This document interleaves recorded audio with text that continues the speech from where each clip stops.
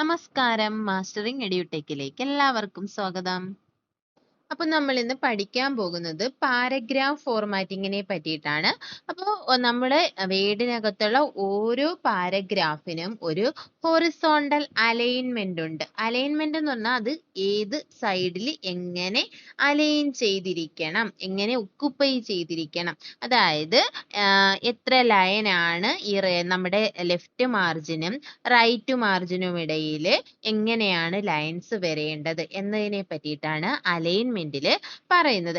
അപ്പോൾ ഓരോ ലൈനും നമ്മൾ സ്റ്റാർട്ട് ചെയ്യുന്ന എവിടുന്നാന്ന് ചോദിച്ചാൽ ലെഫ്റ്റ് മാർജിനിൽ നിന്നുമാണ് സ്റ്റാർട്ട് ചെയ്യുന്നത്.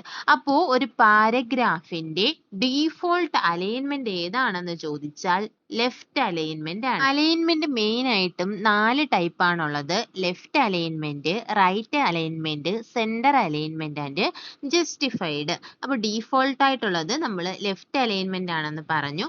ഇനി റൈറ്റ് അലൈൻമെന്റ് എന്താണെന്ന് വെച്ചാൽ each line ends at the right margin. Right അലൈൻമെന്റിൽ ഓരോ ലൈനും എൻഡ് ചെയ്യുന്നത് റൈറ്റ് മാർജിനിലായിരിക്കും. അപ്പോൾ നമ്മൾക്ക് റൈറ്റ് സൈഡിൽ ചില ഡോക്യുമെന്റിൽ ഡേറ്റ് ഒക്കെ കൊടുക്കേണ്ടതായിട്ട് വരും. അപ്പോൾ അങ്ങനെ കൊടുക്കേണ്ട സമയത്ത് നമ്മൾ റൈറ്റ് അലൈൻമെന്റ് ആണ് യൂസ് ചെയ്യുന്നത്. അപ്പോൾ ഈ റൈറ്റ് അലൈൻമെന്റിന്റെ ഷോർട്ട് കട്ട് കീ എന്ന് പറയുന്നത് Ctrl+R ആണ്. ഇനി അടുത്തത് സെന്റർ അലൈൻമെന്റ്.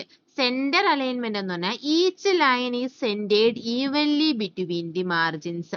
രണ്ട് മാർജിന്റെയും ഇടയിൽ സെന്ററിലായിട്ടായിരിക്കും ഓരോ ലൈൻസും അലൈൻ ചെയ്തിരിക്കുന്നത്. അപ്പോൾ ഈ സെന്റർ അലൈൻമെന്റിന്റെ ഷോർട്ട് കട്ട് കീ എന്ന് പറയുന്നത് Ctrl+E ആണ്. അതുപോലെ തന്നെ ഞാൻ പറയട്ടെ, ഡീഫോൾട്ട് ലെഫ്റ്റ് അലൈൻമെന്റ് ആണെന്ന് പറഞ്ഞു. അപ്പോൾ ആ ലെഫ്റ്റ് അലൈൻമെന്റിന്റെ ഷോർട്ട് കട്ട് കീ എന്ന് പറയുന്നത് Ctrl+L ആണ്. ഇനി അടുത്തത് ജസ്റ്റിഫൈഡ് ആണ്. ജസ്റ്റിഫൈഡ് എന്ന് പറഞ്ഞാൽ നമ്മുടെ ലെഫ്റ്റ് മാർജിനും റൈറ്റ് മാർജിനും ഈക്വൽ ആയിട്ട് ടെക്സ്റ്റിനെ അലൈൻ ചെയ്യും. അതായത് ഒരു ലൈൻ വരുമ്പോൾ അത് ലെഫ്റ്റ് അലൈൻമെന്റിൽ കിടക്കുവാണെങ്കിൽ അതിനിടയിൽ എക്സ്ട്രാ സ്പേസ് ആഡ് ചെയ്തുകൊണ്ട് ലെഫ്റ്റ് മാർജിനും റൈറ്റ് മാർജിനും ഈക്വൽ ആയിട്ട് അലൈൻ ചെയ്യുന്നതാണ് ജസ്റ്റിഫൈഡ് എന്ന് പറയുന്നത്. ഇപ്പൊ നമ്മൾ ന്യൂസ് ലെറ്റർ ഒക്കെ തയ്യാറാക്കുകയാണെന്നുണ്ടെങ്കിൽ അതിനൊക്കെ നല്ലൊരു ലുക്ക് കിട്ടാൻ വേണ്ടിയിട്ട് ജസ്റ്റിഫൈഡ് അലൈൻമെന്റ് ആണ് യൂസ് ചെയ്യുന്നത്. ഈ ജസ്റ്റിഫൈഡിന്റെ ഷോർട്ട് കട്ട് കീ എന്ന് പറയുന്നത് Ctrl+J ആണ്. അപ്പോൾ ലെഫ്റ്റ് ആണെങ്കിൽ Ctrl+L, റൈറ്റ് ആണെങ്കിൽ Ctrl+R, സെന്റർ ആണെങ്കിൽ Ctrl+E, ജസ്റ്റിഫൈഡ് ആണെങ്കിൽ Ctrl+J. അതുപോലെ തന്നെ നോക്കിയേ, നമ്മുടെ ഈ ജസ്റ്റിഫൈഡിന്റെ ലാസ്റ്റ് സെന്റൻസ് എന്ന് പറയുന്നത് എപ്പോഴും ലെഫ്റ്റ് അലൈൻ ആയിരിക്കും.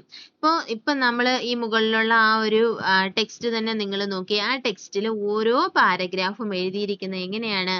ജസ്റ്റിഫൈഡിലാണ്. അതായത് ലെഫ്റ്റ് മാർജിനും റൈറ്റ് മാർജിനും ഈക്വൽ ആയിട്ടാണ് വന്നിരിക്കുന്നത്. അപ്പോൾ ലാസ്റ്റ് സെന്റൻസ് അതിപ്പോ റൈറ്റ് സൈഡിൽ തന്നെ എൻഡ് ചെയ്യണമെന്നില്ല. അത് എവിടെയായിരിക്കും? ലെഫ്റ്റ് സൈഡിലായിരിക്കും എൻഡ് ചെയ്യുന്നത്. അപ്പോൾ ഇതിന്റെ ഫൈനൽ ലൈൻ എന്ന് പറയുന്നത്, ജസ്റ്റിഫൈഡിൽ ഫൈനൽ ലൈൻ എന്ന് പറയുന്നത് എപ്പോഴും എന്തായിരിക്കും? ലെഫ്റ്റ് അലൈൻഡ് ആയിരിക്കും.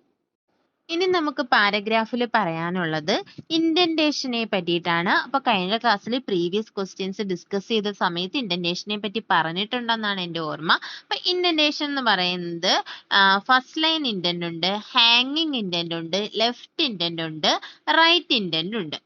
അപ്പൊ ഫസ്റ്റ് ലൈൻ ഇൻഡന്റ് എന്ന് പറഞ്ഞാൽ only the first line of the paragraph is indented. ആ പാരഗ്രാഫിന്റെ ഫസ്റ്റ് ലൈൻ മാത്രം ഇൻഡന്റ് ചെയ്തിട്ടുണ്ടെങ്കിൽ അതിനെ ഫസ്റ്റ് ലൈൻ ഇൻഡന്റ് എന്ന് പറയും. ഇനി അടുത്തത് ഹാങ്ങിങ് ഇൻഡന്റ് ആണ്. ഹാങ്ങിങ് ഇൻഡന്റ് എന്ന് പറഞ്ഞാൽ every line of the paragraph except the first one is indented.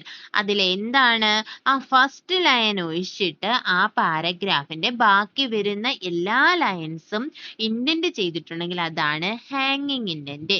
ഇനി അടുത്തത് ലെഫ്റ്റ് ഇൻഡന്റ്. ലെഫ്റ്റ് ഇൻഡന്റ് എന്ന് പറഞ്ഞാൽ ആ പാരഗ്രാഫിലെ എല്ലാ ലൈൻസും ലെഫ്റ്റ് മാർജിനിൽ ഇൻഡന്റ് ചെയ്തിരിക്കും. അതായത് ലെഫ്റ്റ് മാർജിനിലായിരിക്കും. ഇനി റൈറ്റ് ഇൻഡന്റ് എന്ന് പറഞ്ഞാൽ ആ പാരഗ്രാഫിലെ എല്ലാ ലൈൻസും റൈറ്റ് മാർജിനിലോട്ടായിരിക്കും ഇൻഡന്റ് ചെയ്തിരിക്കുന്നത്. അപ്പൊ ഇത് ഇൻഡന്റേഷൻ എങ്ങനെയാണെന്നുള്ളത് പ്രാക്ടിക്കൽ പരമായിട്ട് കാണണമെന്നുള്ളവർ ഇതിന് മുന്നിലത്തെ ക്ലാസ്സിൽ നമ്മൾ ക്വസ്റ്റ്യൻസ് ഡിസ്കസ് ചെയ്തപ്പോൾ പറഞ്ഞിട്ടുണ്ട്, അതൊന്ന് പോയി കണ്ടു നോക്കുക കേട്ടോ. അപ്പൊ ഇൻഡന്റേഷൻ നമുക്ക് സിമ്പിൾ ആയിട്ട് യൂസ് ചെയ്യണമെങ്കിൽ നമ്മുടെ ഹോം ടാബിൽ പാരഗ്രാഫ് ബ്ലോക്കിനകത്ത് increase indent and decrease indent എന്ന് പറയുന്ന 2 ഓപ്ഷൻസ് ഉണ്ട്. ഇതിൽ ക്ലിക്ക് ചെയ്തിട്ട് നമുക്ക് സിമ്പിൾ ആയിട്ട് ലെഫ്റ്റ് ഇൻഡന്റും റൈറ്റ് ഇൻഡന്റും യൂസ് ചെയ്യാം. അപ്പൊ ഇത് നമ്മൾ യൂസ് ചെയ്യുന്ന സമയത്ത് എത്ര പോയിന്റ്സ് അല്ലെങ്കിൽ എത്ര ഇഞ്ചസ് വീതമാണ് ഇൻഡന്റ് ചെയ്യുന്നതെന്ന് ചോദിച്ചാൽ അതിന്റെ അളവെന്ന് പറഞ്ഞാൽ 0.5 ഇഞ്ച് വീതമാണ് ഇൻഡന്റ് ചെയ്യുന്നത്. ഇപ്പൊ നമ്മൾ ഇൻക്രീസ് ഇൻഡന്റ് കൊടുക്കുകയാണെന്നുണ്ടെങ്കിൽ അത് റൈറ്റിലോട്ട് പോവും, ഡിക്രീസ് ഇൻഡന്റ് കൊടുക്കുകയാണെങ്കിൽ അത് ലെഫ്റ്റ് മാർജിനിലോട്ട് വരും. അപ്പോൾ 0.5 ഇഞ്ച് വീതമാണ് ഇത് ഇൻക്രീസും ഡിക്രീസും ചെയ്യുന്നത്. അപ്പോൾ ഇന്നത്തെ ക്ലാസ്സിൽ പറഞ്ഞ ഇത്രയും മനസ്സിലായി കാണുമെന്ന് വിശ്വസിക്കുന്നു. ക്ലാസ്സുകൾ ഇഷ്ടപ്പെടുകയാണെന്നുണ്ടെങ്കിൽ ലൈക്ക് ചെയ്യുക, ഷെയർ ചെയ്യുക, അതുപോലെ തന്നെ സബ്സ്ക്രൈബ് ചെയ്യുക. സബ്സ്ക്രൈബ് ചെയ്താൽ മാത്രമേ തുടർന്നുള്ള ക്ലാസ്സുകൾ നിങ്ങൾക്ക് നോട്ടിഫിക്കേഷനായി ലഭിക്കുകയുള്ളൂ. Thank you.